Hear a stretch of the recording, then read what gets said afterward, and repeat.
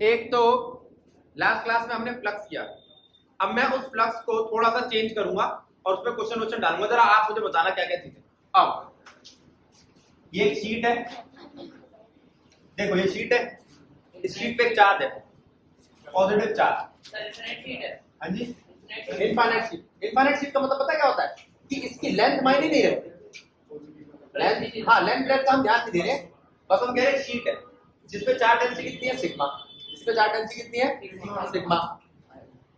Charge density sigma बेटा। अब इसके इधर क्या होगा, इसके इधर क्या होगा, इलेक्ट्रिक फील्ड। इसके इधर इलेक्ट्रिक फील्ड होगी, इलेक्ट्रिक फील्ड है सिग्मा बाय 2 एप्सिलॉन नॉट। ऐसी इसके सिग्मा बाय 2 एप्सिलॉन नॉट। पहला क्वेश्चन, किसको समझ नहीं आया वाला पॉइंट? समझ आया? समझ आया? समझ आया? बिल्कुल। दूसरा पॉइंट, ये क्या है बेटा?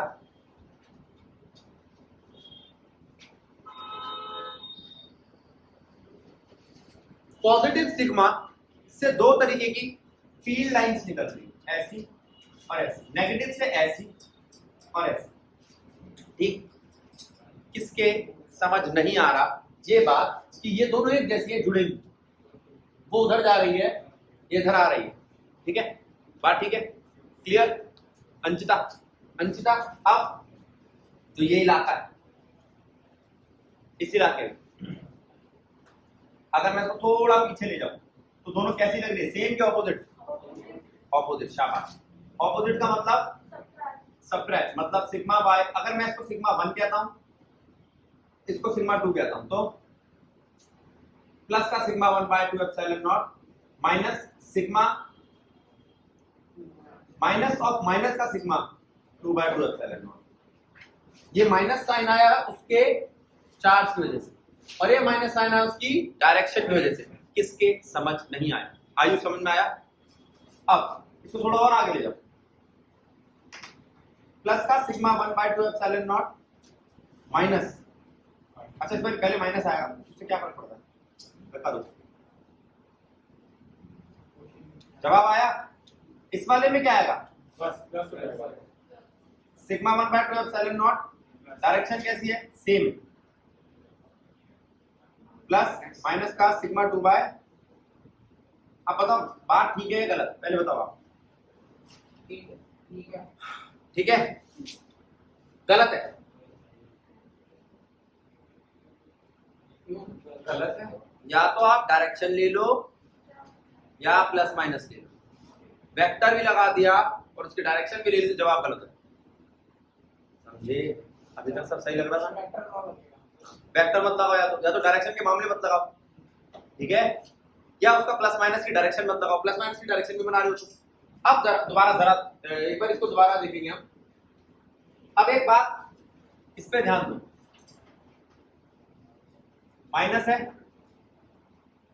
प्लस है, ये सिग्मा माइनस का, ये सिग्मा प्लस का, हाँ दोनों साथ साथ दे लोगे तो दोनों, मतलब मैं कह रहा हूं मैंने डायरेक्शन के हिसाब से माइनस ले लिया, मैंने इलेक्ट्रिक फील्ड के हिसाब से माइनस ले लिया, तो मैंने दो बार माइनस ले लिया, वो तो जवाब गलत देगा। हाँ वो तो जवाब गलत देगा। एक काम करो बस, अब मैं देख यहाँ पे क्या कर रहा हूँ, डायरेक्शन है, ये क्या कर रहा हूं,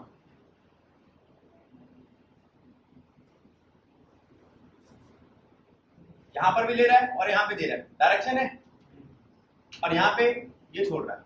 अब मैंने क्या किया, मैंने देखा यहां तो डायरेक्शन कैसी है, सेम, यहां डायरेक्शन कैसी है, ऑपोजिट बनाई नहीं मैंने, इसको लंबी लाइन में बनाया, ये रही इसकी ऑपोजिट, ठीक है, ठीक है, ऑपोजिट, सेम ऑपोजिट समझ में आया?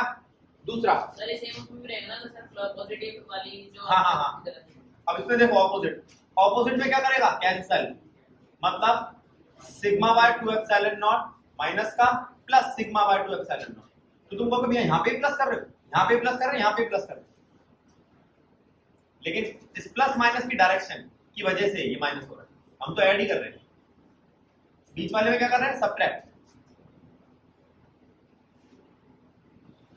लेकिन एक प्लस का और एक माइनस का इस वजह से जुड़ जाएगी। तो आप ये कह लो, या तो ऐसे वाले तरीके से चलाओ, या आप कहो कि भैया दोनों एक डायरेक्शन में थी, जुड़ गई, उल्टी थी कट गई, उल्टी थी कट गई, तो यहाँ पर माइनस होगी, ये माइनस नहीं लगेगा। अब ठीक है, हाँ, फिर सिग्मा का चार्ज नहीं लेंगे। अब सिग्मा का चार्ज मिटो दोगे तो जवाब सही रहेगा। सिग्मा का चार्ज मिटो दो, अब बिल्कुल ठीक है, बोर्ड पे लिखा हो, या तो आप डायरेक्शन लो या ये लो, ठीक। अब बात करते हैं हम इसके क्वेश्चन की। ये कह रहा है मेरे पास डायरेक्शन और दो मोशन अलग अलग है। भाई हो नहीं सकता, डायरेक्शन किसकी दे रहा हूं, इलेक्ट्रिक फील्ड की। फिर अब ये क्या है, 3 इनफाइनाइट लॉन्ग शीट्स है। मेरी बात सुनना समझना। एक है 2 सिग्मा -2 सिग्मा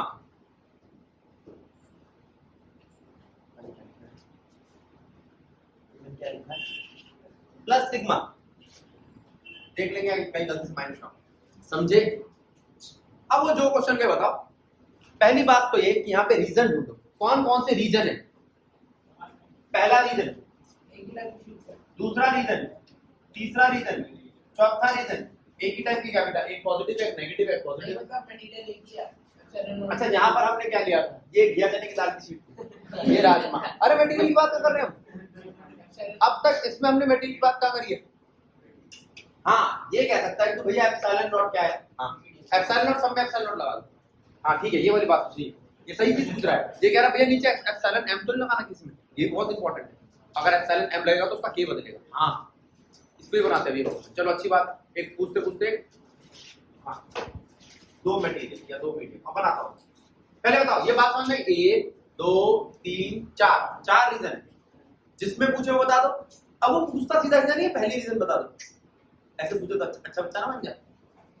जो 2 सिग्मा वाला उसका लेफ्ट रीजन, जो -2 सिग्मा वाला उसका लेफ्ट रीजन, जो सिग्मा वाला उसका राइट रीजन।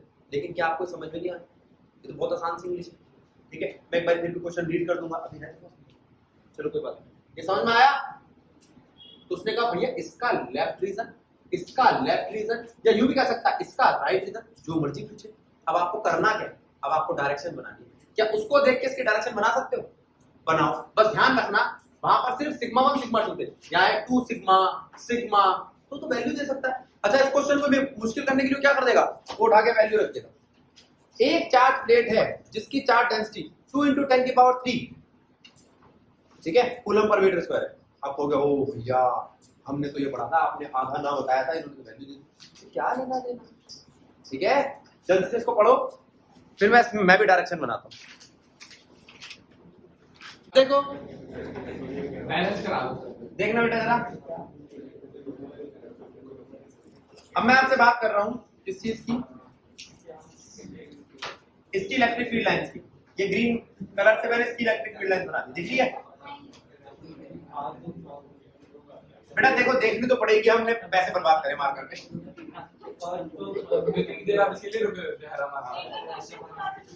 एक बार इसको देखो,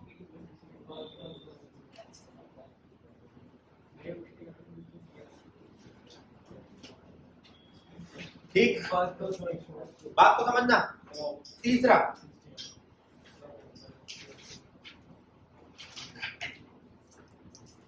बेटा भाई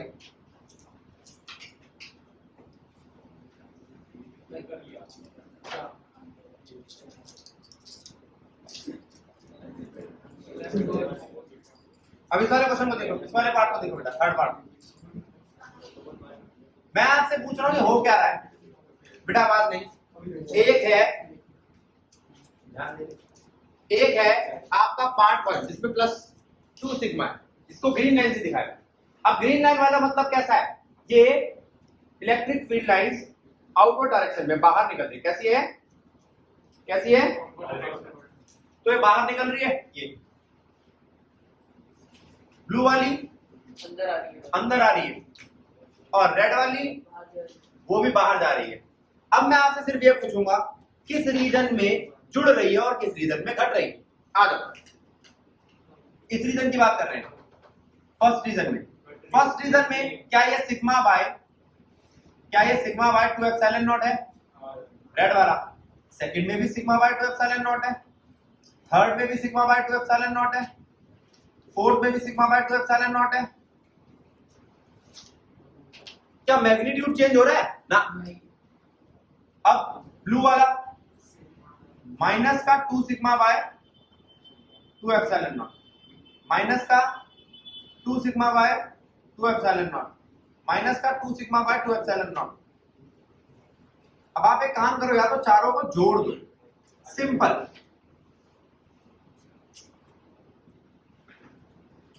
ग्रीन वाला 2 sigma by epsilon not,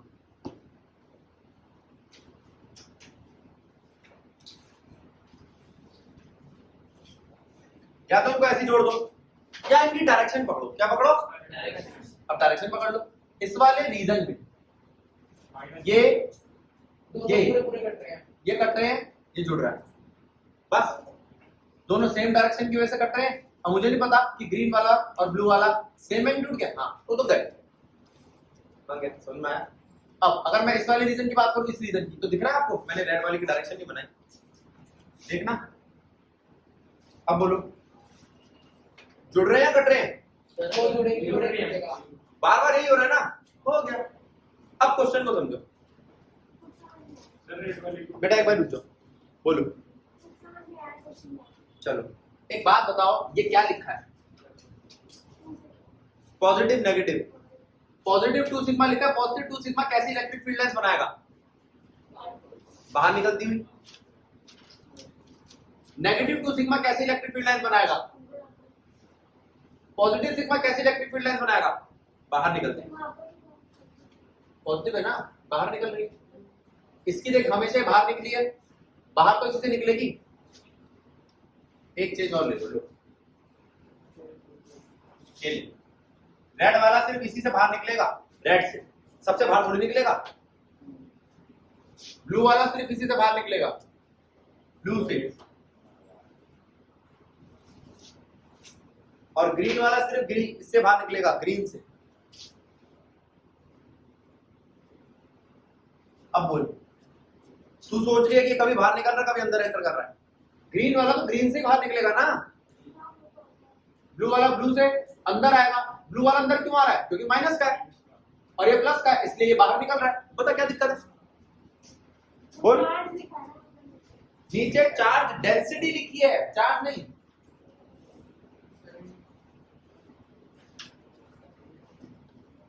charge density बताता है इलेक्ट्रिक फील्ड लाइंस कैसी है। अच्छा क्वेश्चन है बेटा, कैपेसिटर बनाने में मदद करेगा। आगे बताते हैं। अब ये वाला पोर्शन रब कर दूं क्या?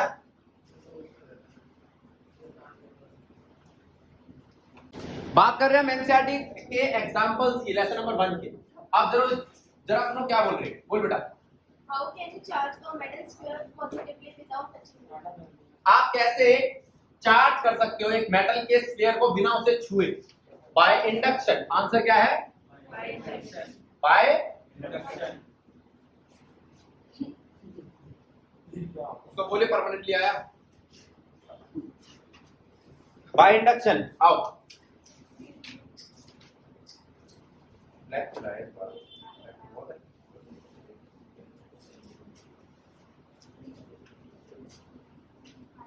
आना बेटा बोर्ड पे।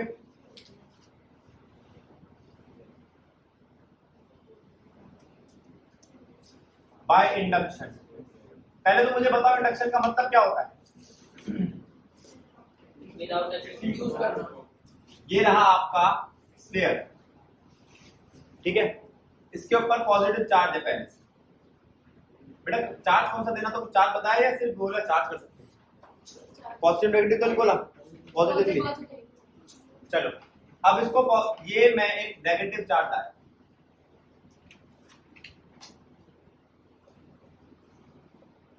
और एक न्यूट्रल स्फीयर इसके पास लाया। ये नेगेटिव चार्ज का दायरा है। न्यूट्रल स्फीयर इस दायरे में आ रहा है? नहीं, पहले उसको उठाकर उस दायरे में लाओ। जैसे उसको उसके दायरे में लाओगे, उसकी फील्ड में लाओगे, तो ये नेगेटिव पॉजिटिव को खींचने लगेगा, नेगेटिव को छोड़ने लगेगा। ठीक है, मुझे पॉजिटिव चाहिए कि नेगेटिव चाहिए, या दोनों चाहिए? अगर दोनों तो थोड़ी देर में न्यूट्रल हो जाएगा उसके हटते ही। मैंने कहा ये जो ये पार्ट है ना इसका, ये वाला पार्ट, ये फर्स्ट फिगर दी, ये सेकंड फिगर, थर्ड फिगर में मैंने इसको, अभी भी वो है, हटाना नहीं है उसको, मैंने इसको अर्थ कर दिया। क्या कर दिया? याद करो, शायद बताया होगा मैंने। अर्थ का मतलब क्या होता है? अर्थ क्या करती है? चार्ज डंप करती है। इतना बड़ा एरिया है अर्थ का, जितना मर्जी चार्ज दे दो उसके ऊपर आ जाएगा। दूसरा, अब ये पॉजिटिव चार्ज अपने आप स्प्रेड हो गया, फैल गया, खत्म कहानी। ये चाहते बिना छुए। कंडक्शन से हो सकता है, हाँ, अगर जैसे ही उसको एक मेटल दूसरे मेटल को टच करेगा तो अपना चार्ज उसके अंदर डाल देगा। ये कौन सी प्रॉपर्टी है? चार्ज डिस्ट्रीब्यूट होता है, ठीक है, इक्वली। दूसरा question, If 10 raised to the power 9 electrons move out of a body to another body every second. ये लो, अगर 10 raise to the power -9 electrons, Line, only line. Only line, अगर 10 रेज़ टू पावर 9 इलेक्ट्रॉन्स, अब ये क्या है? Number, ये क्या है? Number of electron. इतने मूव करते हैं 1 सेकंड, इन 1 सेकंड। आगे, How much time is required to get a total charge of 1 coulomb on the other body? तो 1 कूलम चार्ज को जाने में कितना टाइम लगेगा? चलो ठीक है, मुझे n दे रखा है, ठीक है, तो आप पहले बोलो कि एक 10 की पावर 9 इलेक्ट्रॉन्स का मतलब कितना है? 10 की पावर 9 इंटू 1.6 इंटू 10 की पावर -19 कूलम। ये इस इलेक्ट्रॉन का चार्ज है क्या? हाँ, ये बात पता है। अब अगर मैं इसको इससे मल्टीप्लाई करूंगा तो क्या बनेगा? 1.6 इंटू 10 की पावर -10 कूलम। गलत है? बोलो, ये तो चार्ज। अब कोई क्या भैया ये कौन सा फॉर्मूला लगाया? Q is equals to NE, ये बोल लो, या कहो मैंने तो सीधा ही लिख दिया, फर्क नहीं पड़ता। दूसरी बात, चार्ज आपके पास आ गया, चार्ज आ गया, चार्ज आने के बाद वो कहता है ये चार्ज नहीं है, 1 कूलम का पता लगाओ। 1.6 इंटू 10 के पावर -10 कूलम जाने में कितना टाइम लगता है? 1 सेकंड। तो 1 कूलम चार्ज जाने में कितना टाइम लगेगा? 1/1.6 इंटू 10 के पावर -10 कूलम या सेकंड। कितना टाइम लगेगा? ठीक है, कितना टाइम लग रहा है दिख रहा है? आगे देखते हैं अगला question. How much positive and negative charge is there in a cup of water? कितना पॉजिटिव और नेगेटिव चार्ज है 1 कप पानी? 10.3। देखो, 1 कप पानी का करूं क्या मैं? 1 कप पानी जो है ना आपका, 1 कप पानी का मतलब है भैया आपका 250 ml। क्या? 250 ml। अब इसकी बात करते हैं। एक बार ये बेटा मार करना, आप परमानेंट मार्कर की तरह काम करने लग गया बेटा। एक बार बोलियो सुभाष को, साहिल, देखो क्या बोला है? 1 कप ऑफ वाटर, ये तो मुझे नहीं पता, ऐड करना पड़ेगा 250 ml या 250 ग्राम। 1 कप पानी कितना है? 250 ग्राम। तो आप पहले बोलो नंबर ऑफ मोल्स कितने होते हैं?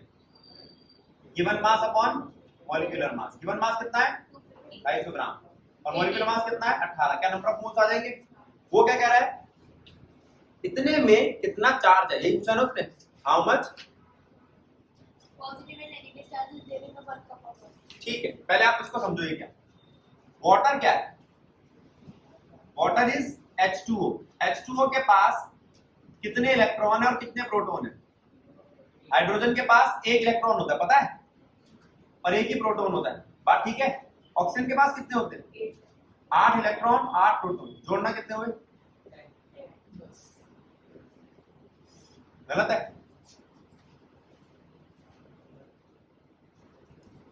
ये बेटा मार्कर में गड़बड़,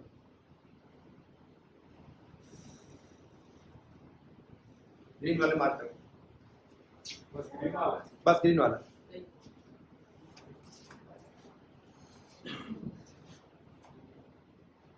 ज्यादा दिक्कत हो तो सीधे के ब्लैक ले लियो, ठीक है। इलेक्ट्रॉन प्रोटॉन, ये काम बना 10 इलेक्ट्रॉन का चार्ज 10 प्रोटॉन का चार्ज, ठीक है।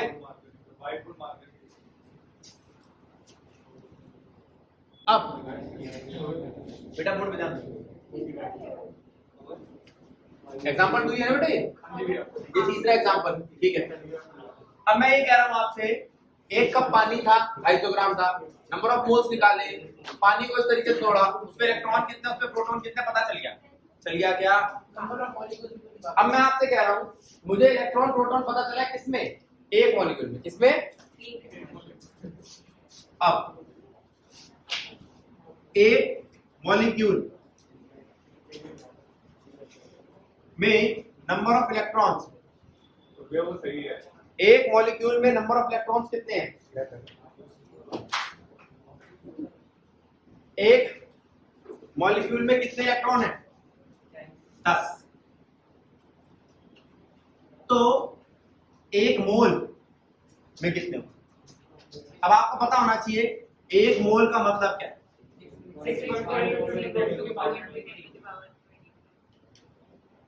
तो इतने मॉलिक्यूल में कितने होंगे? इलेक्ट्रॉन्स कितने होंगे? 6.022 into 10 की पावर 23 को 10 और 2 तो 24 हो जाएंगे। ठीक है, आसान है। एक बात। दूसरी बात, आया आया सब देख। अभी बेटा देख क्या बना है, एक मोल बना है, मुझे एक मोल निकालना है क्या ना। 250/18 तो 250/18 मॉलिक्यूल में कितने होंगे? 6.022 into 10 की पावर 24 मल्टीप्लाई में 250/18 इलेक्ट्रॉन्स।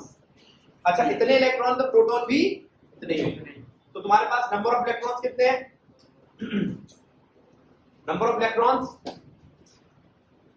मैं इसको इतनी बड़ी रकम को y लिख दूं। y इलेक्ट्रॉन्स कितने हैं? y electrons. और नंबर ऑफ प्रोटॉन कितने हैं? y। क्या उसने पूछा है? उसने चार्ज पूछा है। क्या पूछा है? अब इसे चार्ज से और मल्टीप्लाई करो। 6y charge of electron is equals to y multiply में 1.6 into 10 की पावर -19 कूलम।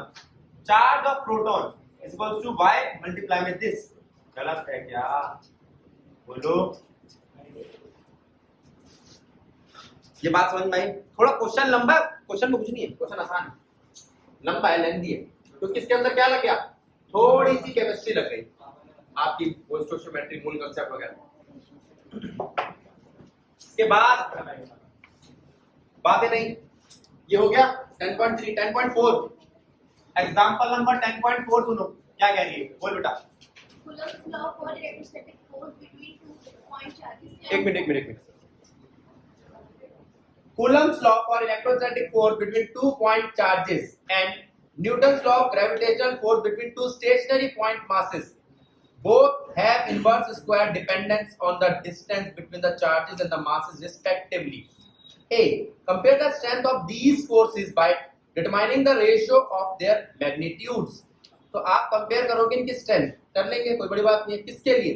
दो इलेक्ट्रॉन्स के लिए, एक तो इलेक्ट्रॉन प्रोटॉन के लिए, दो प्रोटॉन के लिए, या दो इलेक्ट्रॉन्स के लिए। ठीक है, किसी के लिए कर लो। फिर B part, estimate the acceleration of the electron and proton due to the electrostatic force of their mutual attraction when they are 1 angstrom apart.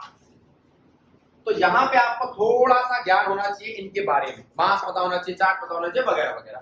तो मैं सारी पहले डिटेल लिख दूं। Given mass of electron, mass of proton,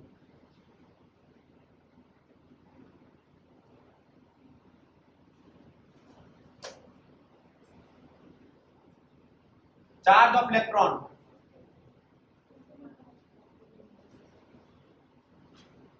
charge of proton,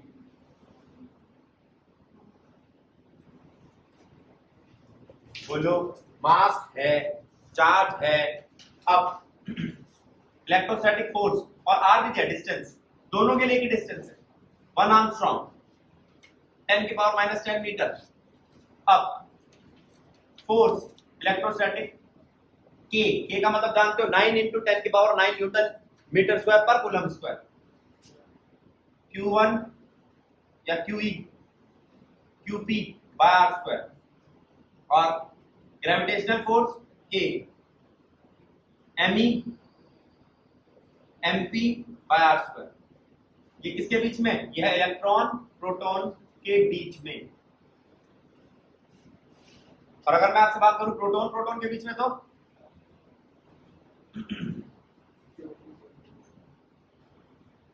क्या बदलेगा? ये तो सेम रहेगा, चार्ज ऑफ इलेक्ट्रॉन हो चाहे प्रोटॉन, बात एक ही है। बदलेगा क्या? यहाँ पर मास ऑफ प्रोटॉन ज्यादा होता है। मास ऑफ प्रोटॉन कितना गुना ज्यादा होता है? 1860 गुना। ठीक है, हाँ इनका फ्रैक्शन निकालेंगे। अच्छा ग्रेविटी, हाँ सही है, मैंने गलती से बेटा के लिख दिया, यहाँ जी आएगा। और जी क्या है? 6.67 into 10 की power minus 11 newton metre square पर केजी स्क्वायर।